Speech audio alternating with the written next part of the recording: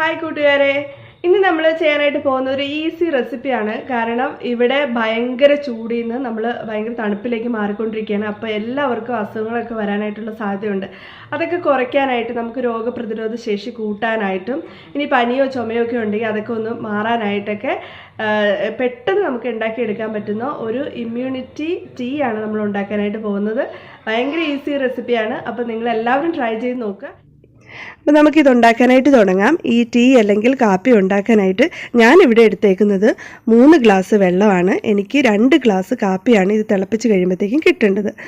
ഇനി അതിനകത്തേക്ക് നമ്മൾ 1 ടീസ്പൂൺ കുരുമുളകും 1 ടീസ്പൂൺ മല്ലിയും കൂടെ ചതച്ച് ചേർത്ത് കൊടുക്കണം.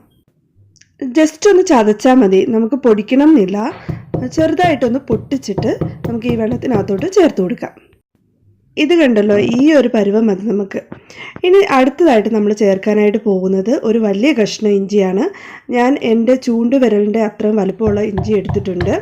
നമുക്ക് ഇഞ്ചി എല്ലാവർക്കും അറിയാമല്ലോ, നല്ലതാണ്. നമുക്ക് പനിക്കും ചുമയ്ക്കും രോഗപ്രതിരോധ ശക്തിക്കൊക്കെ ഒരുപാട് നല്ലതാണ് ഇഞ്ചി. അടുത്തതായിട്ട് വേണ്ടത് കുറച്ച് സവാളയാണ്. ചെറിയ ഉള്ളി ഉണ്ടെങ്കിൽ അത് ചേർത്ത് കൊടുക്കുന്നതാണ് ഏറ്റവും നല്ലത്. എൻ്റെ കയ്യിൽ ചെറിയ ഉള്ളി ഇല്ല, അപ്പോൾ ഞാൻ ഈ സവാളയാണ് ചേർത്ത് കൊടുക്കുന്നത്. നമുക്ക് വലിയ സവാളയാണെങ്കിൽ അതിൻ്റെ ഒരു പകുതി മതിയാകും.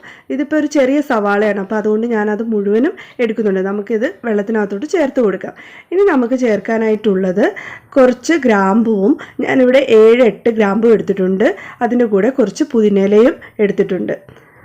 ഇനി ചേർക്കേണ്ടത് കുറച്ച് ശർക്കരയാണ്. കരിപ്പട്ടി ഉണ്ടെങ്കിൽ നമുക്ക് കരിപ്പട്ടി ചേർത്ത് കൊടുക്കാം. ഇത് വലിയൊരു കഷ്ണം ശർക്കരയാണ്.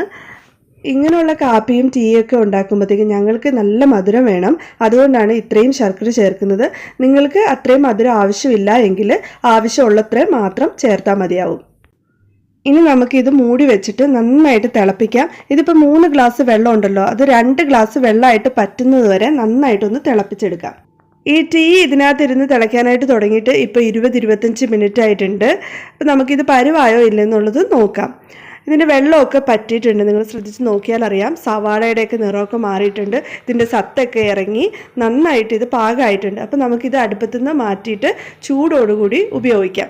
ഈ റെസിപ്പി എനിക്ക് കിട്ടിയത് ഞങ്ങളുടെ ക്ലോസ് ഫ്രണ്ട് ജീതുവിൻ്റെ കയ്യിൽ നിന്നാണ്. ഒരു ദിവസം ചുമയും പനിയൊക്കെ പിടിച്ച് ഞാൻ ഇരുന്നപ്പോഴത്തേക്ക് ജീതു എനിക്ക് ഉണ്ടാക്കി തന്നു.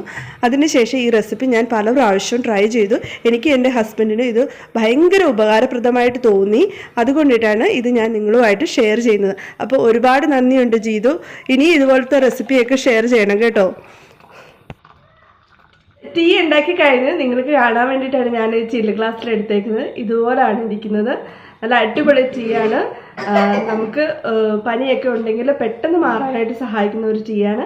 അപ്പോൾ എല്ലാവരും ഉണ്ടാക്കി നോക്കുക. ഉണ്ടാക്കി നോക്കിയിട്ട് അഭിപ്രായം പറയാനായിട്ട് മറക്കരുത്. ചാനൽ സബ്സ്ക്രൈബ് ചെയ്യാനും ലൈക്ക് ചെയ്യാനും കമൻറ്റ് ചെയ്യാനും മറന്നു പോകരുത്.